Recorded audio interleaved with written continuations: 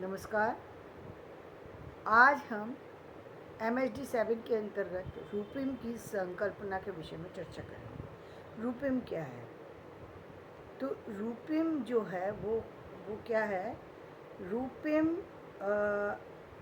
शब्द का एक अमूर्त रूप है। कैसे? चलिए आइए जानते हैं। हमने मूल शब्द, उपसर्ग, प्रत्यय आदि रूपों की चर्चा की।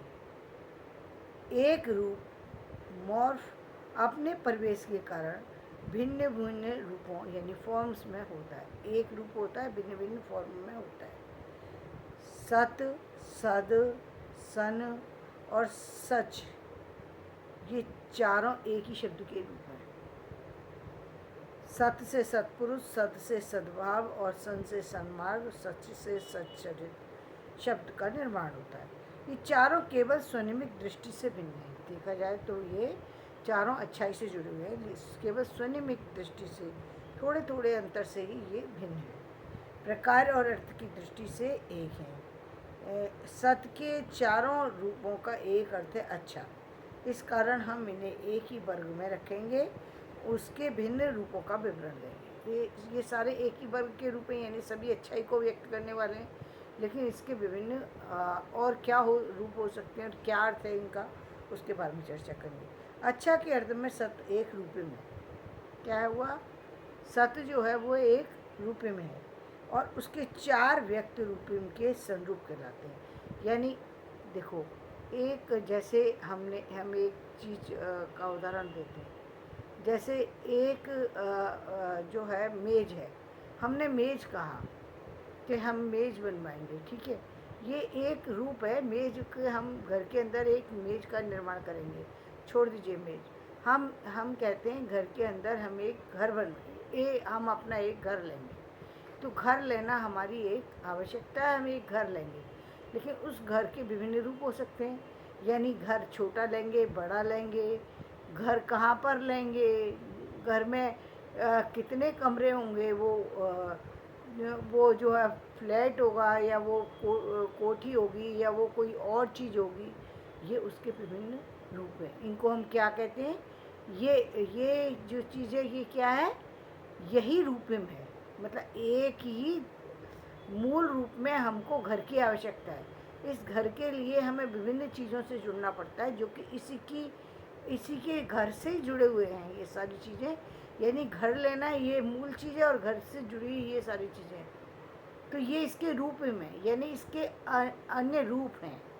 तो इसी तरीके की फॉर्म, यानी रूप घर के फॉर्म है ये, कि क्या कहते हैं, कोई बंगला चूज़ करता है, कोई मकान चूज़ करता है, कोई फ्लैट चूज़ करता है, कोई लकड़ी का घर बनाना पसंद करता है, कोई पत्थर का बनाना पसंद करता है, कोई शीशे का बनाना पसंद करता है, कोई आजकल बहुत तरीके के बनने लगे हैं, प्लास्टिक के घर बनने लगे हैं और तरीके से भी बनने लगे हैं। तो बहुत सारे लोगों के अलग अलग तरीके, वो अलग अलग तरीके से उस चीज़ का निर्माण करते हैं। तो अच्छा के अर्थ में सत एक रूप में और उसके चार व्यक्त रूप में ये संरूप है। जो और चीज़ें हैं वो क्या है? वो संरूप है, उसी से जुड़ी हुई अन्य चीज़ें हैं। दूसरे शब्दों में व्यक्त सभी संरूपों के समूह को रूपिम कहते हैं। तो जो दूसरे जितने भी रूप थे वो क्या हैं? वही रूप में, वही क्या है? रूप में, सत के रूप में। एक शब्द था सत, उसके अन्य विकसित रूप हैं जो अन्य अन्य तरीक़ों से हमें दिखाई दे रहे हैं। रूप में एक अमूर्त संकल्पना है और संरूप वास्तविक व्यक्त रूप है। संरूप तो वास्तविक व्यक्त रूप होगा ना, जो कि हमने घर सोचा लेकिन घर में बनवाया क्या? फ्लैट लिया या मकान खरीदा या कोठी खरीदी या बंगला खरीदा या कुछ और खरीदा, वो तो उसके व्यक्त रूप है। इस कारण जहाँ रूप अभिकारी हों वहाँ ही हमें अमूर्त रूपिम की कल्पना करते हैं, क्योंकि शब्दों की रचना रूपिम से ही व्याख्यायित होती है। शब्दों की रचना किससे व्याख्यायित होगी? उस कल्पना से व्याख्यायित होगी। जो कल्पना हम कर रहे हैं, जिसको हम लेना चाहते हैं, उससे व्याख्यायित होगी। कि हम घर लेना चाहते हैं, हम मकान लेना चाहते हैं, हम एक दुकान खोलना चाहते हैं, हम एक शॉप खोलना चाहते हैं, तो शॉप किस चीज़ की खोलना चाहते हैं, ये उसके ही रूप होंगे, जिससे विभिन्न परिवेशों में रूपों की भिन्नता को समझा जा सकता है। रूपिम की संकल्पना की आवश्यकता क्या है? अब कुछ लोग कहते हैं इसकी संकल्प आवश्यकता क्या है?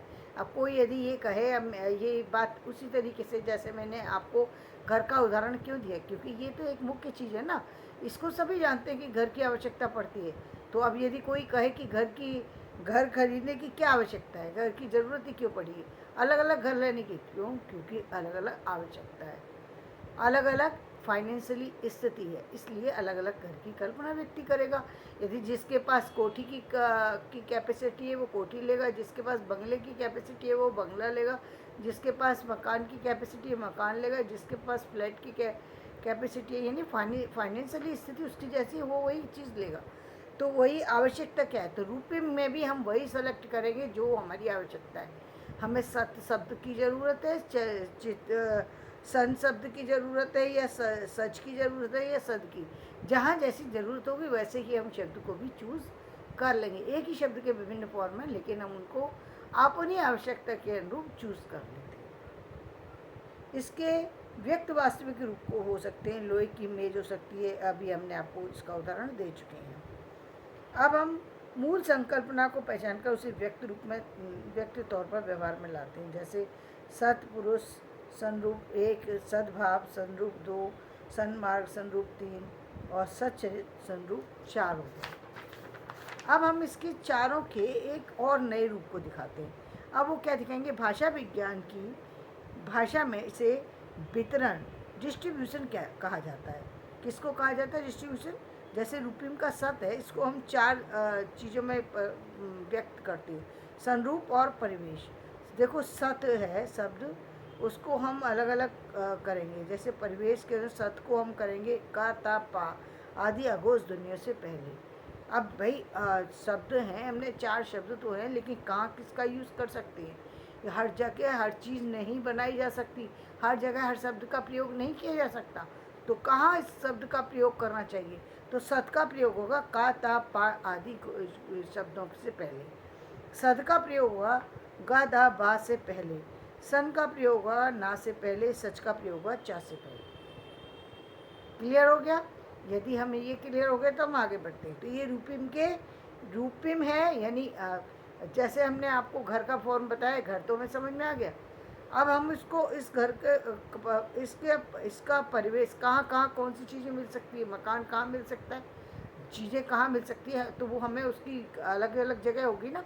कहीं बंगला बनाने की स्पेस अलग होती है, जहाँ कॉलोनियाँ बनती हैं उसकी स्पेस अलग होती है, फ्लैट बनते हैं उसकी अलग होती है, मकान बनते हैं अलग तरीके से बनते हैं, जो और भी तरह की और जितने फॉर्म हैं वो अलग अलग तरीके से बनते हैं। तो जहाँ जिसका स्थान है वो वहीं पर बनेगा। तो कहाँ बनेगा, इसको कहेंगे परिवेश। वो परिवेश है कि हमने जो अपनी स्थिति के अनुसार जो चीज़, जो हमारी फाइनेंशियली स्थिति है, जो हमारी व्यक्त स्थिति, उसी के अनुसार हम जिस तरीके से अपने घर का सिलेक्शन कर रहे थे, उसी तरीके से एक वाक्य का निर्माण करने के लिए हम शब्द रचना का भी जो है वो चूज़ करते हैं, शब्द रचना को भी चूज़ करते हैं। इसको क्या कहते हैं? और इसको हम क्या कहते हैं? इसको हम यदि हम किसी को देते हैं, यदि हमने किसी को, मान लो कोई व्यक्ति किसी को प्रोवाइड करा रहा है घर मकान बंगला अलग अलग, तो वो उसकी सिचुएशन के अकॉर्डिंग उसको हम कहेंगे डिस्ट्रीब्यूशन। इसको हम डिस्ट्रीब्यूशन कहेंगे। ये हमें सिस्टम को चलाने के लिए सिस्टम के हिसाब से उसको डिस्ट्रीब्यूट करना पड़ेगा। कहाँ ऐसे ही शब्द को भी डिस्ट्रीब्यूट किया जाता है, कहाँ किस शब्द का प्रयोग किया जाएगा। हमें पहचान के तौर पर रूपिम को कोई नाम देना होता है। आमतौर सबसे पहले प्रचलित जो उसका नाम देना पड़ेगा। जो हम किसी को कोई चीज़ दे रहे हैं तो उसको कहते हैं संरूप को ही, और यही रूपिम के नाम से भी देखा जाता है। इस संरूप है जो कि रूपिम के नाम से देखा जाता है। एक ही शब्द है, शब्द को हम रूपिम कहें या संरूप कहें। घर ही था, लेकिन घर की जो फॉर्म हुई अलग अलग, वो फॉर्म जो है वो रूपिम हो गई। ये समझ लीजिए आप। जब सत को हम रूपिम की संज्ञा देते हैं तो आधार पर ही तो सत के आधार पर ही सत परिवर्तन निर्धारित करते हैं, यानी सा का दा ना चा आदि में परिवर्तन हुआ। इस कारण को इस रूपिम विशेषण के संदर्भ में रूप स्वनिम मॉर्फो फोनिम कहा जाता है।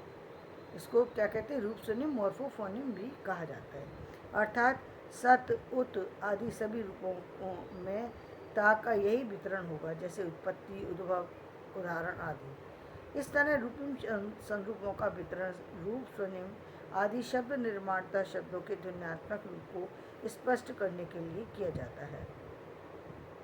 संस्कृत के व्याकरणों में रूप स्वनिमित प्रक्रिया को संधि के नियमों से स्पष्ट किया जाता है। इस दृष्टि से कह सकते हैं कि व्याकरण गहरी भाषा वैज्ञानिक सूझ थी, उसका रूप विश्लेषण अपना वैज्ञानिक है। एक अंतर अवश्य, संस्कृत में केवल दो शब्दों की संधि के संदर्भ में ही नियम बनाए गए हैं, लेकिन आधुनिक भाषाओं में विश्लेषण में कई तरह के शब्दों की संरचना समझने के लिए रूपिम की संकल्पना की गई है। यानी पहले संधि के द्वारा जो वर्णों को जोड़ करके एक शब्द का निर्माण करने की श्रृंखला थी, उसी तरीके से नए शब्दों की संरचना करने के लिए रूपिम का प्रयोग किया गया है। कहाँ किस रूपिम किस चीज़ का प्रयोग करके किन शब्दों को जोड़ करके नए शब्द का निर्माण किया जा सकता है। जैसे हिंदी में बहुवचन रूपों को हम संधि में समझ सकते हैं। हिंदी में बहुवचन रूपिम का विवरण देखिए बहुवचन रूपिम का विवरण देखिए।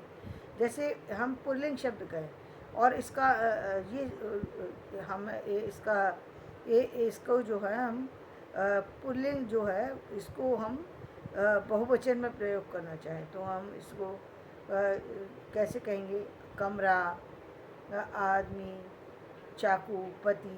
तो ये हम इसका पुल्लिंग में यदि हम इसका प्रयोग करना चाहें यानी हम रूपिम के को पुल्लिंग में देखना चाहें तो हम उसको बहुवचन के रूप में देखना चाहें तो हम कि आदमी खड़ा जो उसको एक वचन में देखना चाहें तो उसको देख कहेंगे आदमी, और भीड़ में यदि है तो आदमी हो तो एक वचन या बहुवचन के अकॉर्डिंग उसका प्रयोग करेंगे। इसको कहेंगे वितरण।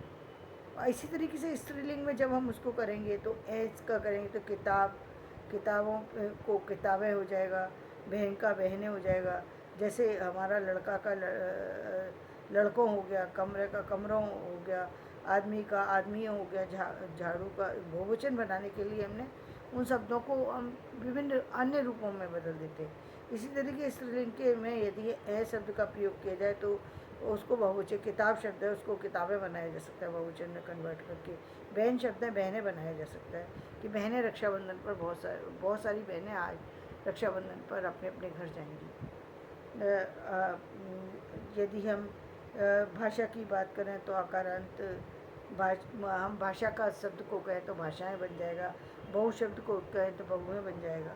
इसी तरीके से यहाँ शब्द का प्रयोग करना चाहें हम, यहाँ शब्द का प्रयोग कर हम जाति को जो है बदल करके जातियों में कन्वर्ट कर सकते हैं, लड़की को बदल के लड़कियों में कन्वर्ट कर सकते हैं, चिड़िया को बदल कर चिड़ियों में कन्वर्ट कर सकते हैं, तो चिड़ियाओं कह सकते हैं। तो इस तरीके से हम रूप एवं संरूप और वितरण की प्रणाली को समझ सकते हैं। तो रूपिम क्या है ये आज आपको समझ में आ गया कि रूपिम क्या है। एक फॉर्म है जो और जो है उसकी जो संकल्पना है, उसकी जो रूप के जो फॉर्म है, जो अलग अलग प्रयोग करते हैं हम, जब उसी चीज़ का जब हम अलग अलग प्रयोग करते हैं तो वो रूपिम। एक ही शब्द को जब हम विभिन्न रूपों में प्रयोग करते हैं उस रूपिम में, और उसको कहाँ का प्रयोग करना है ये भी हम रूपिम के द्वारा ही समझ पाते हैं कि कहाँ हमें उस चीज़ को जो है स्थान देना है। ठीक है, तो ये आज हमने रूपिम को समझा। कल हम फिर शब्द के विषय में जानेंगे। धन्यवाद। मेरा वीडियो पसंद आए तो इसे लाइक करें, शेयर करें और सब्सक्राइब करें।